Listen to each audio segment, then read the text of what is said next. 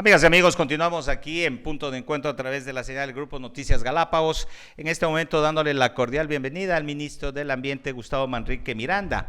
Queremos hacer una breve semblanza. El ingeniero Manrique Miranda es agrónomo guayaquileño de 51 años, es fundador y gerente general de la compañía Soluciones Ambientales Totales, Sambito, una empresa que promueve el reciclaje y estimula a cuidar el ambiente y a otras empresas. Gustavo Manrique estudió agronomía, medio ambiente y ecología en la Universidad Hert de Costa Rica y terminó su carrera en 1996.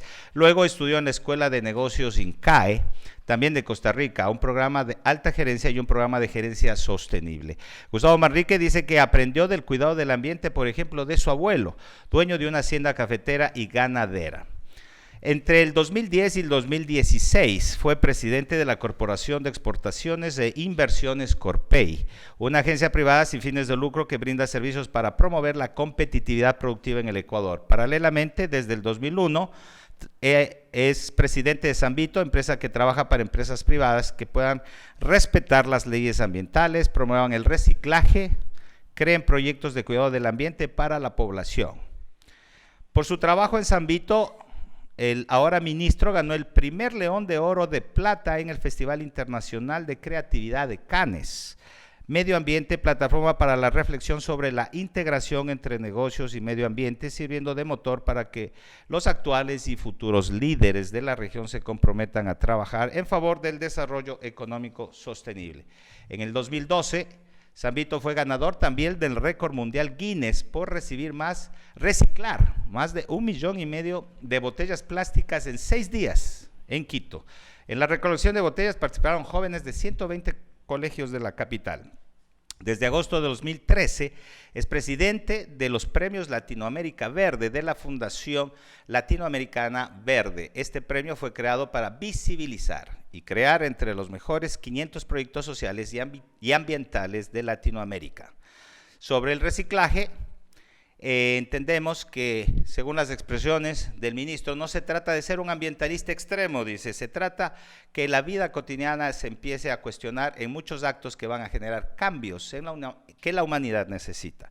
Finalmente, el 17 de mayo, Gustavo Manrique fue designado ministro de Ambiente y Agua en el gobierno del actual presidente Guillermo Lasso. Con esta breve semblanza vemos la experiencia que tiene el ministro de Ambiente que se encuentra con nosotros, a quien le damos la cordial bienvenida.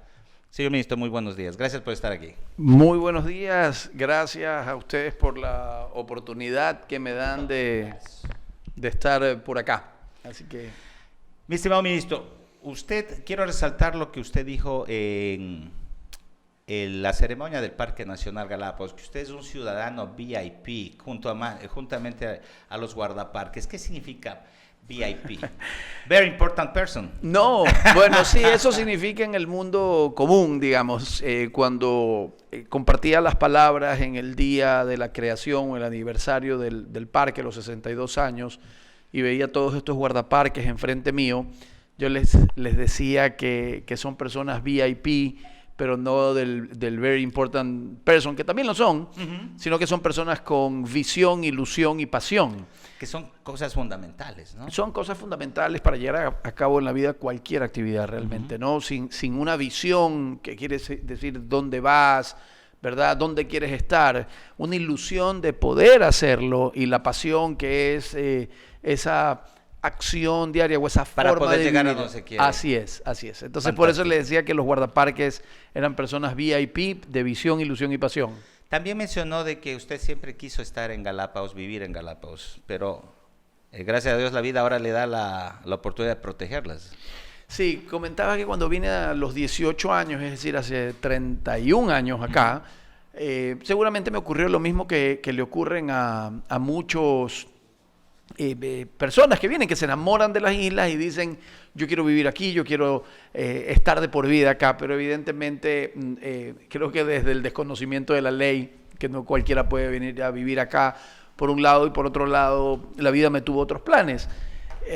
Y bueno, ahora esos planes es ser ministro de Ambiente, Agua y Transición Ecológica, además en el gobierno del Encuentro, y me da la oportunidad de poder estar cerca presidiendo el Parque Nacional Galápagos, por ejemplo.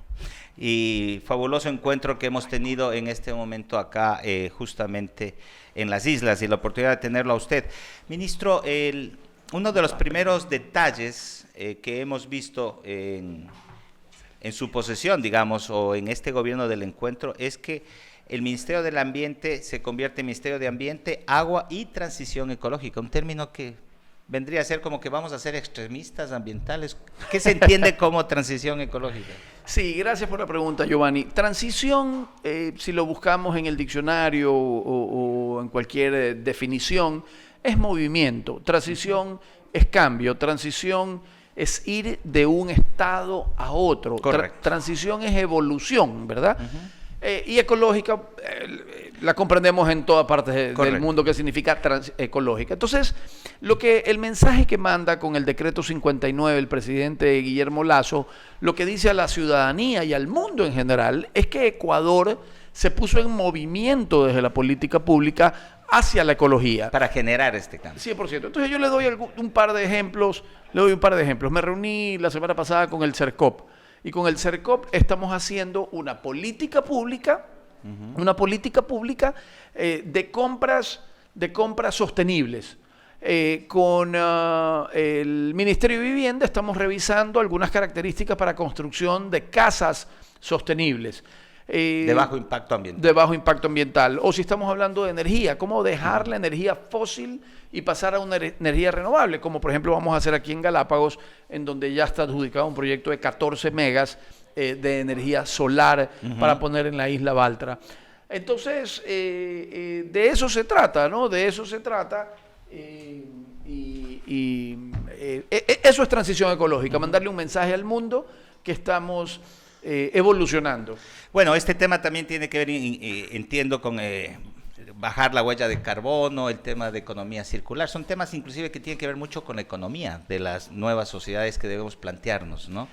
Debemos pasar, Giovanni, de un concepto de economía lineal, que es esa economía de extrae, produce y bota, ¿verdad? De hecho, estos días que he estado acá, me han hablado mucho de los rellenos sanitarios. Y está bien los rellenos sanitarios, pero en realidad, Giovanni, lo que necesitamos pasar es a la economía circular. Correcto. Es decir, extrae, consume y reinyecta en la economía. Recicla. Usted lo tiene claro. Entonces, esos son los principios en los que estamos trabajando. Y creo que Galápagos tiene un desafío mayor sobre el resto, ¿no? Claro, porque somos pioneros y sobre todo tenemos leyes inclusive más avanzadas. Aquí está prohibido el uso del plástico, ya el tema de trabajar con fundas compostables, etcétera. Y lógicamente lo que se están implementando desde los municipios, o se intenta por lo menos, justamente el de generar un circuito de gestión de residuos sólidos más eficiente, ¿no? El que más consume, más paga, pero también se puedan dar formas de hacerlo. ¿Cómo lograr esto a nivel nacional, por ejemplo? Bueno, todo parte de la educación, Giovanni. Todo. Tenemos que tener una población educada. Por ejemplo, a los foros que yo voy, poca gente, y cuando digo, no estoy hablando de expertos, sino de la población, de la mayoritaria población, cuando usted le dice de dónde viene esta pluma, te dicen de una tienda, de un camión. Claro, nadie sabe quién la produce, nadie sabe. Ni siquiera que viene de la naturaleza. Correcto. Si le pregunto de dónde viene esta mascarilla, nadie sabe que viene de la naturaleza. Entonces, no solo hay que crear políticas públicas, sino un programa de educación, de que la gente entienda de que no tienen que cambiar su celular todos los años. Yo ahorita no voy a decir la marca para que no piensen que es una publicidad, pero yo tengo 3 años con mi mismo celular. Pero hay una cierta gente que cree que tiene que cambiar los celulares o sus computadoras o sus cosas cada año porque salió una tecnología. Por su estatus o por novelería, etcétera. Exacto. Pero no desconocen que para la fabricación de un equipo electrónico necesitas coltan, cobalto, cromo, cobre, aluminio, oro, que se mueven millones de toneladas. Correcto. Inclusive en regiones de África donde se dice que muere gente por la extracción de minerales. Entonces, realmente hay que entender salir de una economía lineal para ir a una economía circular no solo son políticas públicas, sino programas agresivos de educación. Y esto entenderíamos que es la famosa transición ecológica que ahora se suma al concepto y a la visión del Ministerio de Ambiente y Agua. Sí, y usted lee el decreto 59 del presidente y lo declaró de prioridad nacional. Correcto. Y de manera transversal, Giovanni. Es decir, los ejemplos que yo le ponía, que podemos trabajar o que estamos trabajando con el CERCOP, con el Ministerio de Vivienda, con el Ministerio de Energía, por ejemplo, haciendo link con la pregunta anterior, estamos trabajando también con el Ministerio de Educación en unos programas de educación muy agresivos para que la población entienda la necesidad de ir hacia el cambio. Y aquí insertar inclusive una reforma justamente como la que ha tenido Galápagos para poder proyectar de acuerdo a cada región, entiendo el tema mucho más avanzado en cuanto a transición ecológica. Ministro, ya entrando en materia, digamos, de la agenda que ha cumplido, ha estado varios días aquí en Galápagos, coméntenos cuáles han sido, aparte obviamente de estar en la sesión del Parque Nacional Galápagos, a la institución insigne de aquí del archipiélago, que ya cumplió 62 años, ¿cuáles han sido sus gestiones? ¿Cuál ha sido su agenda? Que ha sido, entiendo, muy concurrida. Bueno, sí, definitivamente. Estuve en el Parque Nacional varias veces, estuve en talleres revisando presupuesto, revisando estrategias generales, estuve viendo la sala de monitoreo y control de embarcaciones de Galápagos, muy contento con los resultados vistos ahí. Ahora podemos hablar del contenido de cada una de ellas. Estuve en la ABG viendo el extraordinario trabajo que vienen realizando. Realmente la ABG hay que aplaudir todo el esfuerzo y sobre todo su rol que tuvo durante la pandemia, ¿no? Como todos conocen, acá en Galápagos tuvo un rol extraordinario. Me he reunido también con la Capitanía del Puerto, me he reunido con la Asociación de Pescadores, con Dionisio, Alberto del Frente Insular. Me reuní con la Cámara de Turismo de Galápagos. Y así algunos... Bueno, el ministerio es uno de los más importantes, por lo menos aquí en la región, porque todo como área protegida, definitivamente ustedes tienen que manejar todas las políticas públicas de ambiente y de manejo. Sí, y como yo siempre digo, me reuní por supuesto con el alcalde de Santa Cruz para revisar algunos proyectos de interés, porque digamos, el parque, que es el 99.8% del territorio de Galápagos, incluida la reserva marina, y si solo nos vamos a la parte terrestre es el 97%, por más de que el parque quiera o haga todo lo que pueda hacer, o hasta donde el presupuesto le alcance, si tienes un gobierno autónomo que no colabora, digamos, es borrar con el codo lo que estás haciendo con la mano. Se genera problemas desde la sociedad. No quiero que quede flotando lo que estoy diciendo y me vayan a malinterpretar con el alcalde, con quien tengo muy buena relación. Hemos establecido una agenda de trabajo para ver cómo desde la cartera, aunque no es una competencia directa, pero sí pues estoy en los gabinetes, tengo frecuente contacto con el Ministerio de Finanzas, llevarle la voz. De hecho, ya voy a hablar sobre llevar la voz. Ver temas de interés. Esa fue otra reunión donde con el alcalde de Santa Cruz estuvimos viendo el tema del agua y los pasos que faltan para ver el agua potable y el alcantarillado acá. Entonces, he tenido todas esas reuniones. También me reuní con personas interesadas en la ampliación de la reserva. Sin duda una agenda muy completa. Es mi primera visita como ministro. Correcto. Y he estado domingo, lunes, martes y ahora miércoles, 4 días. Déjeme decirle que ha sido el primer ministro que veo que se queda tanto tiempo, ¿verdad? Eso denota mucho la importancia que le está dando a la región, ¿no? Sí, lo que decía es que cuando fui a hablar con el presidente para reportar algunas cosas, cuando entramos en el tema Galápagos, su principal preocupación está en torno al alcantarillado y agua potable. Me preguntó, bueno, excelente todos los temas de conservación que me traes, muy bien todo eso, pero tenemos que... ¿Cuándo solucionamos el tema de servicios básicos? Exacto, ¿no? El tema de seguridad y salud, ¿no? Así es. Y salud sobre todo, yo diría salud y seguridad, porque imagínate los costos sin agua potable, imagínate la salud sin agua potable, imagínate la contaminación sin alcantarillado. Entonces son cosas, a eso es a lo que me refiero, ¿no? Donde tienes una reserva natural que la estamos protegiendo y haciendo todo el esfuerzo, y de repente le llega un chorro de agua que no cumple con los estándares. Entonces, son cosas básicas. Contaminantes que de pronto se vuelven... Así es. Entonces, también tuve reuniones alrededor de eso. Okay. O sea, esto significa que desde el ministerio va a haber un claro mensaje para el presidente en cuanto a política pública para desarrollo de las comunidades. Sí, yo creo que es al revés, ¿no? El presidente me ha mandado un claro mensaje. Sí, nosotros somos una cartera de Estado del Ejecutivo, en donde en el gobierno del encuentro, que es, si usted ve mi agenda, he tenido encuentro con todos los actores de Galápagos, ahora con usted, hasta con los medios de comunicación.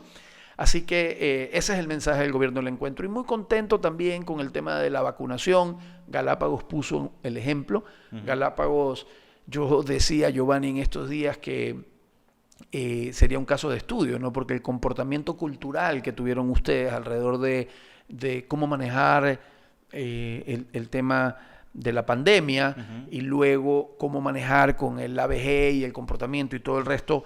Yo creo, yo le decía en el parque o en algún escenario en el que seguramente por su cultura de manejar especies invasoras, por sus culturas de cuidarse, de protegerse, pudieron ser desde uno de los territorios menos contagiados a ser el primero vacunado. Entonces yo creo, insisto, probablemente por el trabajo mancomunado con la ABG y demás instituciones, pero creo que la cultura del galapagueño también ayudó. Insisto, que tienen una cultura de, bueno, tenemos una especie invasora, ¿qué hacemos? ¿Cómo erradicamos el filoris?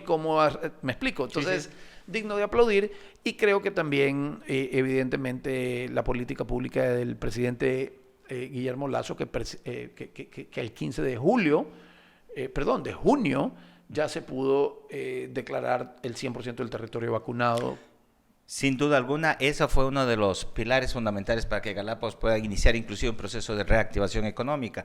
Y con respecto a lo que comenta, sí, creo que si de algo resaltamos en la sociedad galapagueña es el apoyo y la solidaridad que hubo, tanto en familias y personas, desde apoyarse y ayudarse con insumos. El sector pesquero venía con los pescados y a regalar a la gente, a la empresa turística que colaboró mucho, pero sobre todo también digamos que la coordinación interinstitucional que fue muy efectiva, sin duda alguna, entre Parque, ABG, ECU 911, Policía Armada, etcétera, para atender casos inclusive de emergencia. Creo que eso sí es digno de resaltar en toda la comunidad. Señor ministro, en otros temas, entiendo que también usted ha sido llamado a la asamblea. ¿Qué pasa? Estamos hablando, ayer estuvimos en la rueda de prensa igual por el tema de la pesca, la reserva, la flota china, etcétera. ¿Es un tema para preocuparse tanto? ¿Es un tema que sucede porque son aguas internacionales? Mire, Giovanni, gracias por su pregunta. Sí, efectivamente me llamaron a comparecer a la asamblea y no puedo estar porque estoy aquí en Galápagos, así que va a ir la viceministra. La prioridad son prioridades, pero a veces la distancia impide. En todo caso, yo le divido la respuesta en dos. En sí la práctica o el hecho per se, desde la perspectiva de soberanía, no hay de qué preocuparse. Claro. Y esa se la divido en dos. La zona exclusiva económica insular y el Parque Nacional. El Parque Nacional no van a entrar y los galapagueños conocen que no van a entrar y saben que no van a entrar a la reserva.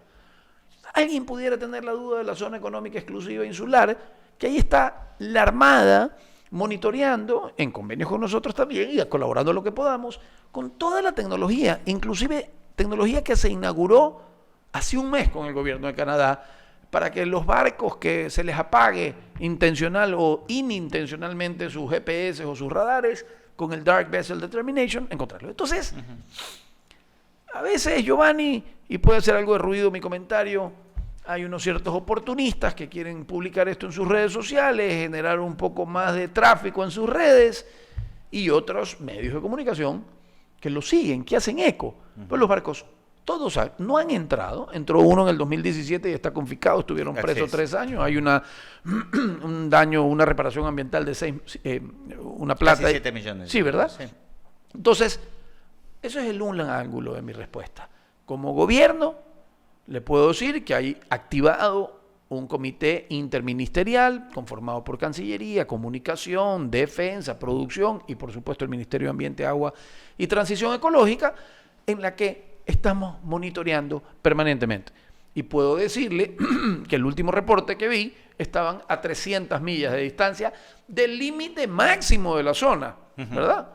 Así que duerman tranquilos por ese lado. La soberanía del Ecuador está garantizada. Y de ahí, que es un tema que prefiero no profundizar en este momento, es el lado si estamos de acuerdo o no con la práctica que hacen los barcos de la flota extranjera. Ahí podemos estar de acuerdo y podemos discutir, pues no podemos hacer nada, Giovanni. Claro, porque son temas internacionales. Aguas internacionales, ahí son tratados, ahí es Cancillería, ahí es la Convemar, ahí son otras cosas. Si nos gusta o no nos gusta, es muy extractivista o no, la práctica, el anzuelo, eso es otra cosa. Pero no tiene nada que ver con, digamos, nuestra soberanía y de que entren a nuestras aguas. Y esa es la respuesta más honesta que le puedo dar. Sí, entendemos esto en función de, claro, la preocupación y justamente lo que siempre se dice, no, ya viene la flota, ¿qué está pasando con la flota? Que hay pronunciamientos en las redes que siempre están diciendo la amenaza constante, pero entendemos de que cada territorio defiende, o cada país defiende su territorio, mejor dicho, y sobre todo entender que también se están tomando las medidas adecuadas y también diplomáticas en este caso para 100% que las cosas se manejen controladamente. Ministro, volviendo al tema de Galápagos, entiendo que ha inaugurado algunos proyectos o ha firmado algunos convenios. ¿Algo que nos pueda dar de resumen entre las cosas más interesantes que ha hecho? Firmé 2 convenios con la Junta Parroquial Bellavista y con la Junta Parroquial Santa Rosa.